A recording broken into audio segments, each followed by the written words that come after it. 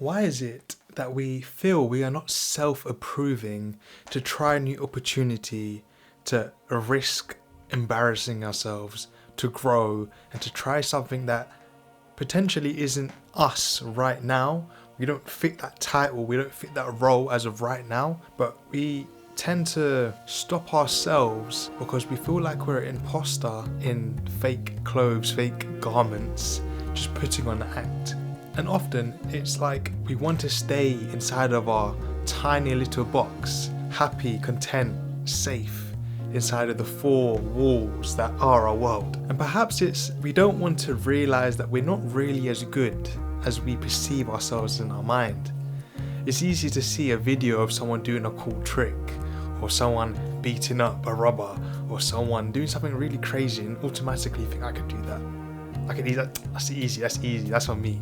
Do you know what I mean? It's quite easy to fall into the trap of overestimating what your abilities actually are. And when it actually comes to putting these things to the test, you start to have some sort of self-doubts because now, you got to face the music.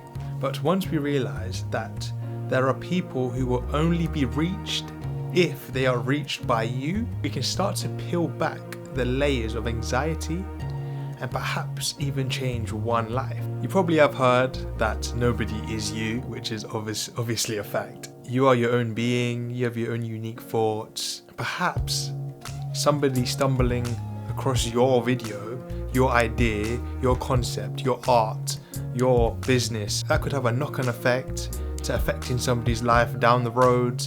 They might recall this thought that you portrayed on a video or portrayed on a piece of art that really sparked something in their life. This leads me to ask, have you ever heard somebody say, this is all I know, what else would I do?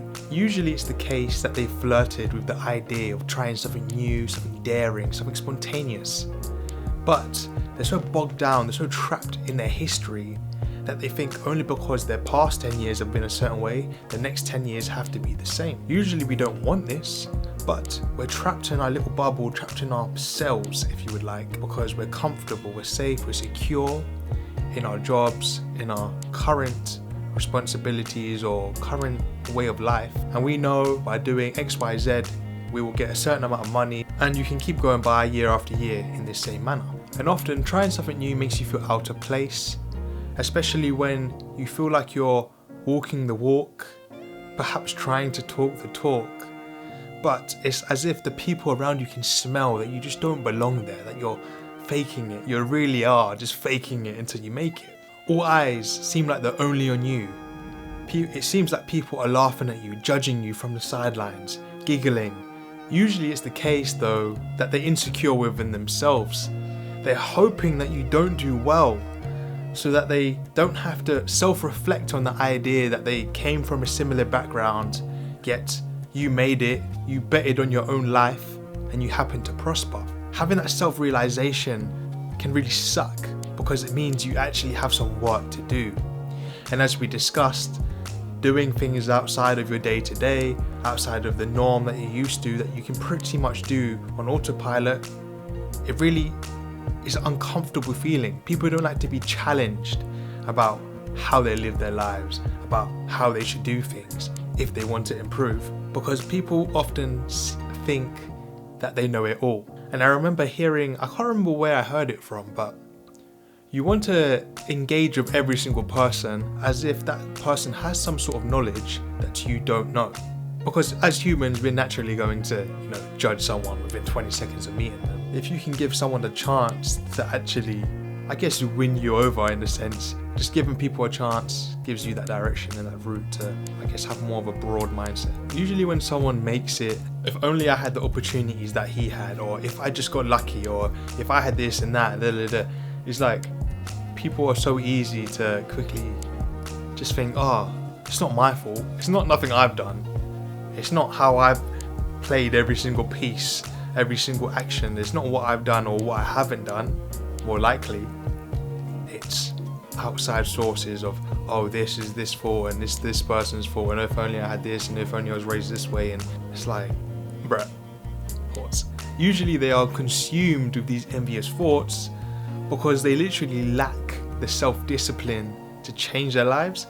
And it really is infuriating because I guess they're trying in their own way, perhaps not at the rate, not at the confidence and passion and persistence that perhaps the person who made it, or who, you know, is getting a bit of attention now, has. But you know, whether it's work, this YouTube channel, or other little endeavors, I too, of course, have felt out of place, not feeling, I guess, in a way, like I would like to say that everybody usually would think kind of highly of themselves. As I said before, that you can kind of do anything, or you're at least on the level of intelligence or ability as most other human beings around you, if you gave it a good shot.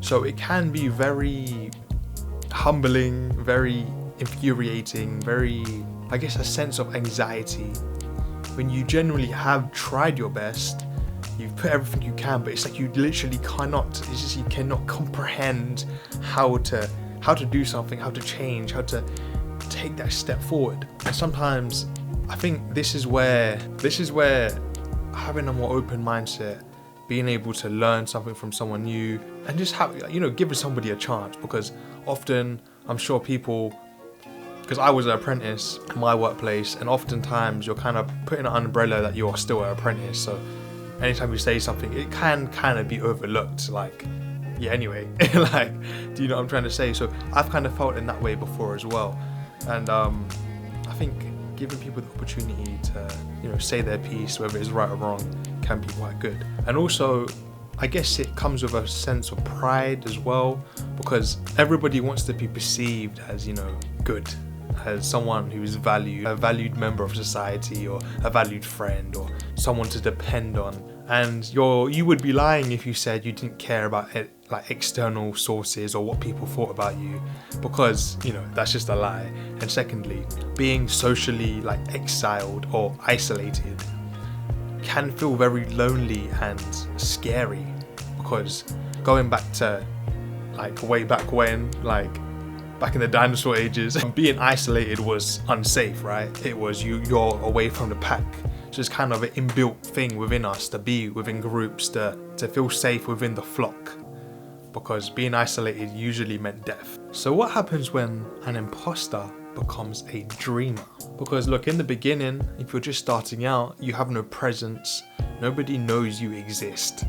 You're just another pebble in the pond, trying to make the ripples, trying to get attention, just like everybody else. And this could be in any sort of creative field that you're trying to get attention from your works that you perhaps put hours on end in. And you know, I've seen a lot of like things online where people are like, well, this girl doing dances got this many likes, and I've spent, you know, 100 hours painting this picture, why haven't I got any likes? So often it's not always fair, in the sense of hard work doesn't always actually equate to results. Sometimes skill beats strength, for example, or jumping on the right trend, or doing the right research for your customer base is more valuable than just throwing out any other video or any other creation or any art piece. And another thing that becomes quite awkward is as if you can't really see yourself at the finish line, because you're so caught up on just trying, you know, just kind of role playing the idea of being a certain title, you know, that you're pursuing. You have the dream of, you know, inspiring people as you have been inspired by others, people that you look up to in your creative field, and you think, if only I could, you know, like make something at that level that really, you know, inspires awe, that really makes people think, damn, like, I wish I was that guy. Essentially, you just want it to be your turn, right? You want the lights to be on you, you want the limelight on you, you want your 15 seconds, or, you know, hopefully longer. So it's quite important to see how these people kind of went from, you know, your day-to-day regular people to the stars of the show, and kind of how can we follow in their, you know, footsteps and get that general idea, that kind of walk. So number one is waking up. Once you realize that you don't have to spend your whole life working until you're 65, 70 by the time we retire to enjoy the best years of your life, your youth, you don't have to wait 65 years to actually enjoy life. You can enjoy life now. Additionally, once you realize that trading 5 days of your life in return for 2 days, which is the weekend, 5 days, Monday to Friday, Saturday and Sunday, as a bribe. Once you realize that you don't have to live this lifestyle, I'm not knocking anybody who wants to, who has found a good balance or is being compensated enough to justify having those 2 days. There's all different, variables. But in a general sense, most people are working for 5, not getting the best wage, but then they're kind of bribed with having those 2 days off. So essentially, knowing that you don't have to do this, you don't have to live this way, and that there's other means, there's other sources of income or different steps that you can take. And this can also be dabbled with in the sense of, a lot of people may take a step back in the sense of money, less money, but they're more happy. That's probably something that you've heard of before. Money isn't everything and the rest of it, and that's dependent on your circumstances. But sometimes it actually gives you the ability to be more creative, be more lively, be more happy, and actually you're earning less money, but now you have this energy, this vibrance that you're able to go on a different path, but actually do even better because you have perhaps more time, you have more energy, you can spend more time with your kids or your family, or you kind of open more doors and opportunities in the sense of you've lost some money, but you've kind of increased in other attributes. So number 2 is everybody has to start from somewhere. Being a sheep hidden in wolf skin is very scary when you have to walk alongside them, and pretend that you're really this person or this guy. But what you need to understand is everybody that you've ever kind of looked up to at one stage, they were not that guy. They weren't that girl. Do you know what I mean? They weren't the person that you kind of look up to now, and perhaps you can pinpoint the exact moment in their history where if they perhaps not made it at that point, we wouldn't even know they exist today. Coming back again, and again, and again, and again.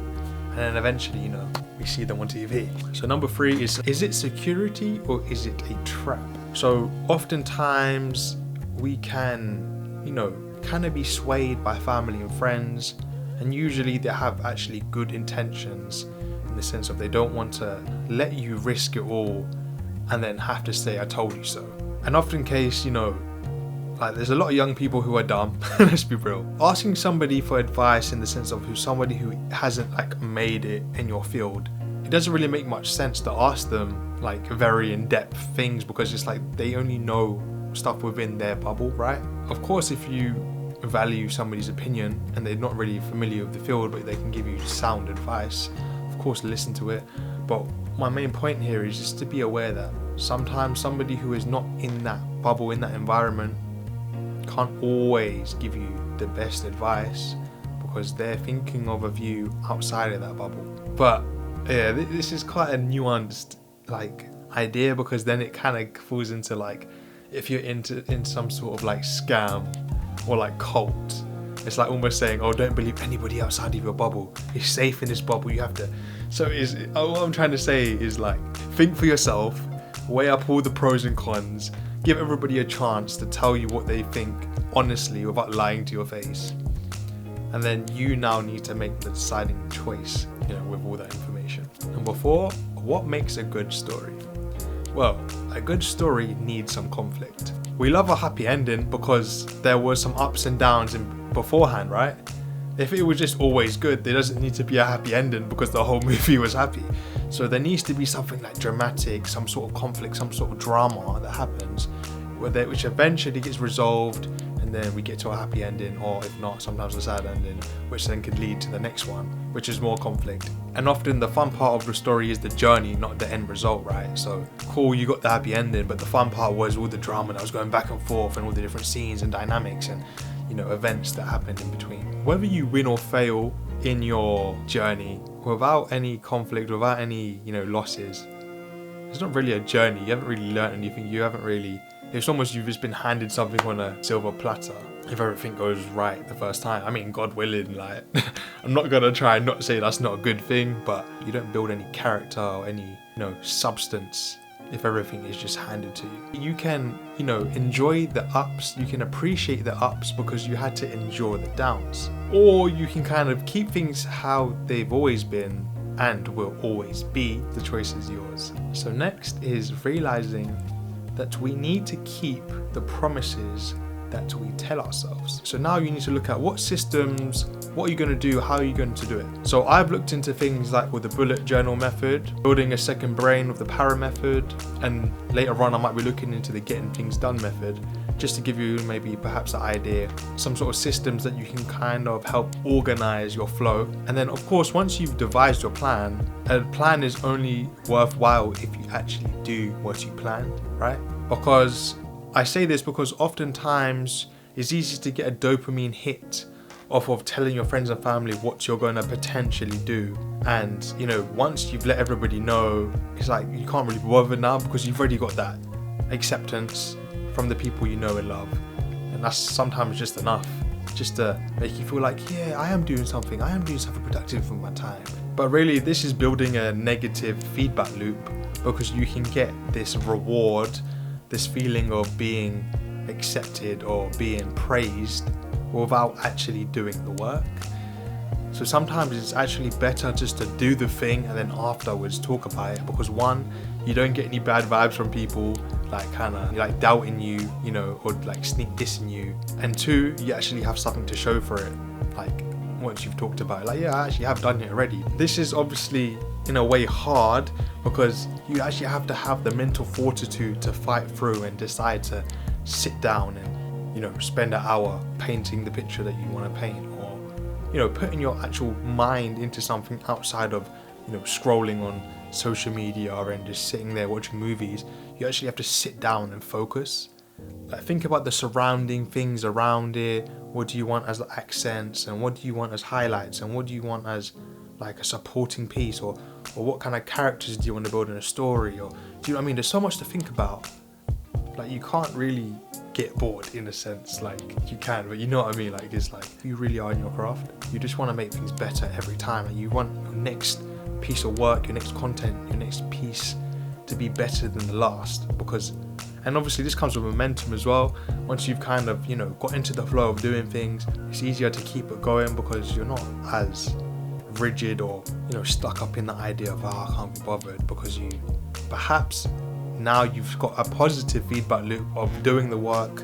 A family member or a friend has given you some sort of feedback that is positive, and now you feel a bit more, you know, a bit more likely to kind of do it again, you know, just try and, you know, please yourself as well. But, you know, it's nice to be accepted also.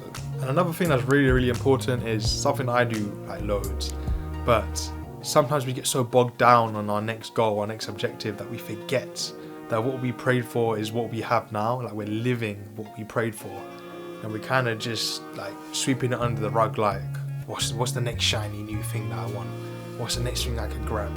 Sometimes we do need to humble ourselves and think, damn, like, life's actually good. This is your wake-up call. Chase that dream to go do that thing that you want to do, regardless of any insecurities, anxieties that are holding you back, any people, any opinions.